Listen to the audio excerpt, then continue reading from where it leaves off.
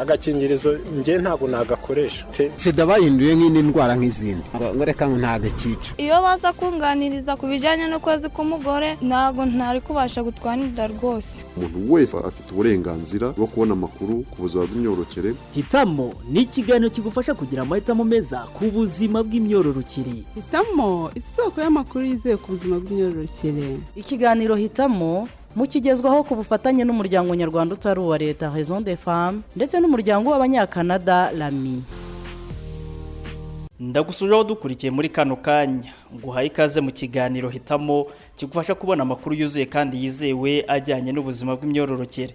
Amakuru yizewe, amahitamo meza. Uburyo bw'urushinge ni bumwe mu buryo bwo kuboneza urubyaro bukoreshwa mu Rwanda. None se wowe usanzwe ubukoresha ufite amakuru yuzuye ajyanye n'imikorere y'ubu buryo? Wowe wifuza kubukoresha se urabusobanukiwe neza? Wihangayika, muri iki kiganiro tugiye kugufasha gusobanukirwa biruseho imikorere y'ubu buryo. Hari urushinge rw'amezi 3 ari rwo bita Depo-Provera, hakabaho n'uburyo bw'urushinge bw'amezi 2 ari bwo bita Noristera. Uwo ni Beate Nyirabititaweho, umubyaza akaba akorera mu ivuriro Karame Specialized Clinic ry'umuryango Réseau des Femmes. Ni ivuriro riri mu karere ka Gasabo mu mujyi wa Kigali.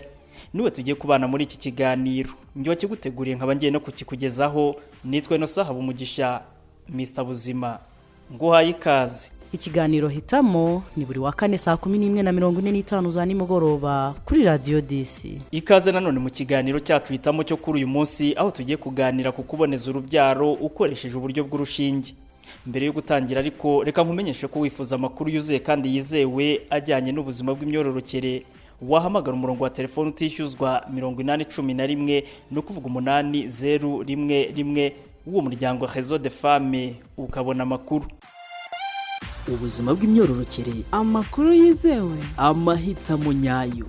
Twakire Beate Nyirabititaweho, umubyaza akaba akorera mu ivuriro Karame Specialized Clinic ry'umuryango Réseau des Femmes.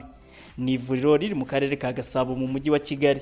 Murakoze. Iyo tuvuze uburyo bwo gukoresha urushinge mu kuboneza urubyaro, uburyo dutanga nabwo ni uburyo bw'umusemburo. Ubwo buryo burimo ibyiciro bibiri cyangwa se burimo amoko abiri. Hari urushinge rw'amezi 3 ari rwo bita Depo-Provera, hakabaho n'uburyo bw'urushinge bw'amezi 2 ari bwo bita Noristera.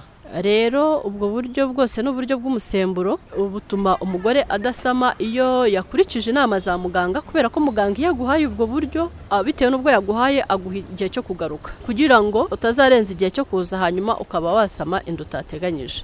Ikindi kandi iyo aguhaye ubwo buryo agusaba kutazabyiringira hahandi yabuteye. Iyo ubyiringiye rero umusemburo ushobora kwihuta ugakora cyane, hanyuma cyagiye twateganyaga cy'amezi 2 cyangwa 3 bikarangira wihuse ugashira mbere, bikaba byatuma cyangwa byateza umugore ashobora gutwita atabiteganyije. Ubu buryo bwombi yavuga amezi 2 n'ubwo amezi 3 buraboneka no mu Rwanda? Yego buraboneka, ariko buboneka cyane cyane ni uburyo bwa Depo-Provera ari bwo buryo bw'amezi 3 bw'urushinge bw'amezi 3. Ubwo buryo rero bwa Noristera ntabwo bukunda kuboneka mu bigo by'ubuvuzi bya leta, bukunda kuboneka mu bigo by'ubuvuzi byigenga. Ariko uvuze gisa nk'amakuru mashya kijyanye no kubutabyiringira ahantu bateye urwo rushinge. Umubyeyi uri kutwuma muri kano kanya wateganya gufata ubwo buryo cyangwa ubufite, yumve ko gikomeye gute kugira ngo batabifata nk'ibisanzwe? Umubyeyi udukurikiye wese ntabwo agomba kubifata nk'ibisanzwe, ahubwo agomba kubifata nk'akantu gashyashya, amenye niba atarabizi, kugira ngo hato atazafata uburyo bwo kuboneza urubyaro yarangiza akazumva aratwite akaba yajya kubwira abaganga ati mwanteye umuti utari wo, cyangwa se mwanteye umuti muma igihe kidahuye none mutumye nsama kandi ntabishakaga. Rero umubyeyi wese uzi ko akoresha uburyo bwo kuboneza urubyaro akoresheje urushinge, cyane cyane kuri ya muti tuwushyira munsi y'uruhu, ntabwo ari umuti dushyira mu nyama. Iyo tuwushyize munsi y'uruhu rero ashobora kumva uburyaryate. Nyumva uburyaryate ntazumve ko ari ibintu bidasanzwe bindi byabaye, ahubwo azumve ko ari wa muti uhari, kandi yirinde kuhashima cyangwa kuhabyiringira kugira ngo adatuma wa muti uhita wihuta ugakora vuba mu gihe kitari giteganyijwe. Kimwe n'ubundi buryo bwo kuboneza urubyaro twagiye tubona ko hashobora kubaho impinduka runaka ku mubiri. Ubu buryo bw'inshinge twaba kwizi ari impinduka ziha umugore ashobora kwitega kugira ngo nazibona yo kumva ko ari ibintu bidasanzwe. Kimwe n'ubundi buryo bwo kuboneza urubyaro dukoresheje imisemburo, nabwo ni uburyo bushobora gutuma habaho ihindagurika ry'umubiri, cyane cyane ko ari umusemburo udasanzwe mu mubiri tuba twamuhaye kugira ngo tumurinde gutwara inda atateganyije. Ashobora kubona imihango ibaye myinshi, cyangwa ikaza uyu munsi yaje ejo yasibye, cyangwa se ikaza ari mikeya ariko ikarangira, cyangwa se ikabitanaza, nabyo birashoboka. Rero umubyeyi ubonye bimeze uko nguko, cyangwa se undi mudamu wese wabukoresheje akabona habayeho ihindagurika ry'umubiri, ntazumve ko hari biracika yabaye, ahubwo ni ya misemburo y'umubiri wanjye nakoresheje iri guhangana n'imisemburo yindi bampaye kugira ngo irinde kuba natwara inda idateganyijwe cyangwa watwara inda utateguye, azumve ko ari ibintu bisanzwe. Ariko nabona birenze urugero, yihutire kwegera muganga kugira ngo amugire izindi nama ziruseho. Ubwo n'ubundi tukiva ku mihango, hari abavuga ko ashobora kubona nk'imihango myinshi. Kuri ubu buryo bibaho? Niba bibaho, wabonye ibyo bintu yitwara ate? Imihango ibaye myinshi, ishobora kuba myinshi bikarenga urugero, aho ngaho biba byabaye indwara, kubera ko ibintu byose birenze biba ari bibi. Aho abonye byabaye byinshi yakwihutira kwegera muganga, hanyuma bakareba icyakorwa cyangwa se bakamuha ubundi bujyanama. Kimwe nuko ari ushobora kuza tugasanga atari byinshi, ahubwo tukamuha ubujyanama bundi. Yego, hari twagiye tubigarukaho no ku bundi buryo, ku babyeyi avuga ati ngiye nahagaritse uburyo bwo kuboneza urubyaro mpita nsama, undi akavuga ati narabuhagaritse ntinda gusama. Kuri ubu buryo bw'inshinge, wa mubyeyi wahagaritse uburyo ashaka gusama ariko akabona biri gutinda, ni ryari yabifata nk'ikibazo, yakora iki? Bitewe n'uko imibiri yacu iba itandukanye, kandi uburyo nakoresheje, niba nakoresheje ako gashinge n'undi nawe akagakoresha, uko kundi imibiri yacu itandukanye ni nako itazakira ibintu kimwe. Niyo mpamvu uzabona hari uwagize imihango myinshi, hari uwagize mikeya, hari n'uwitaje.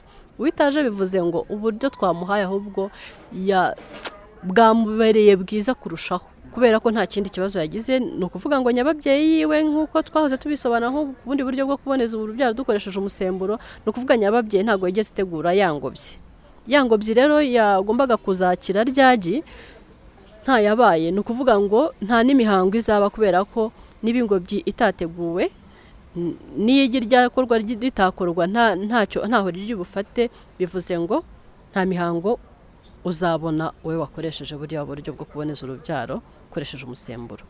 Hanyuma mwari mumbajije ngo ese namara igihe kingana iki ngatangira kugira ubwoba ko bwa buryo nakoresheje bunesha ikibazo.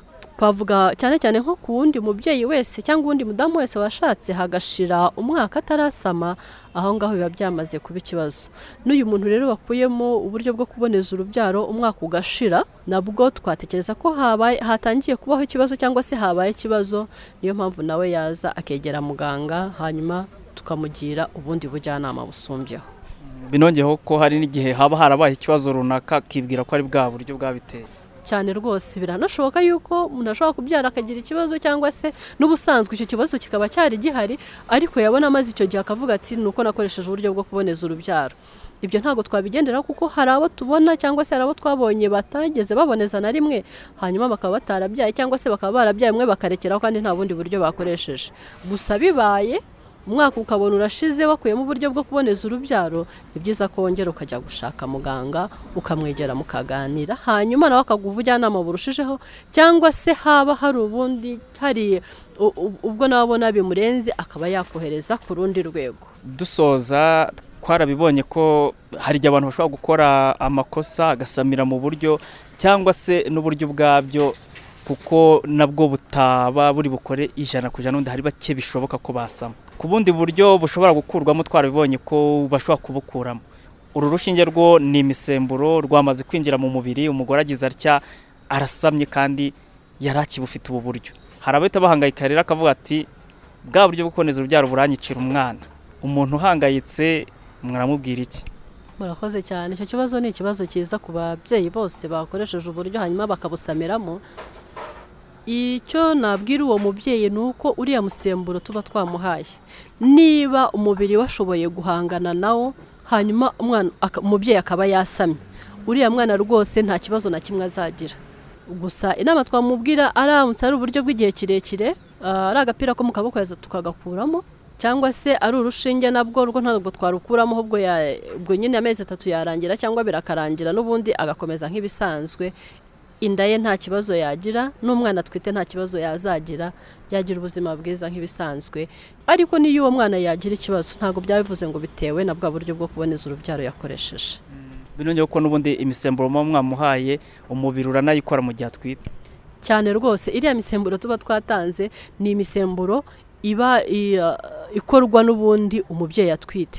No kuvuga ngo iyo umubyeyi atwite cyangwa se nwite, no kuvuga ngo ntago yamagi yanjye azakomeza gukura, ahubwo azahagarara hanyuma hakomeze hakorwa noneho imisemburo yo kurinda yanda yanjye kugira ngo itavamo cyangwa ikagira ikindi kibazo. N'undi mubyeyi rero wasamiye muri ubwo buryo nta kibazo na kimwe rwose umwana we bazagira. Ubuzima bw'imyororokere, amakuru yizewe, amahitamo nyayo. Nayo makuru rero ajyanye no kuboneza urubyaro ukoresheje uburyo bw'urushinge twari twaguteguriye muri iki kiganiro. Ariko niba wifuza gusobanukirwa biruseho kuri iyi ngingo ndetse n'andi makuru ku buzima bw'imyororokere, ndagushishikariza guhamagara umurongo wa telefone utishyuzwa 811 no kuvuga 8011 uwo muryango Réseau des Femmes. Hari abakozi biteguye kukwakira na yombi. Reka nibutse urubyiruko kandi ko kuboneza urubyaro bitari bagusaba bashakanye. Nawe wafata uburyo bukurinda gutwara inda utifuza. Ubuzima bw'imyororokere, amakuru yizewe, amahitamo nyayo. Uyu no musozo w'ikiganiro cyacu hitamo cyo kuri uyu munsi. Ndagushimiye twabanye kandi nizere ko ungutse ubumenyi buzagufasha kugira amahitamo meza ku buzima bw'imyororokere. Amakuru yizewe, amahitamo meza. Ngiye gutegura iki kiganiro nkanakikugezaho, nitwe Innocent Habumugisha, Mr Buzima. Mugira ubuzima buzima. Agakingirizo nge ntabwo nagakoresha. sida bahinduye nk'indi ndwara nk'izindi, ngo reka ntago kica. Iyo baza kunganiriza ku bijyanye n'ukwezi k'umugore, ntabwo ntari kubasha gutwanira rwose. Umuntu wese afite uburenganzira bwo kubona amakuru ku buzima bw'imyororokere. Hitamo ni ikiganiro kigufasha kugira amahitamo meza ku buzima bw'imyororokere. hitamo isoko y'amakuru yizewe ku buzima bw'imyororokere. Ikiganiro hitamo mukigezwaho ku bufatanye n'umuryango nyarwanda utari uwa leta Raison des Femmes ndetse n'umuryango w'abanyakanada Lami.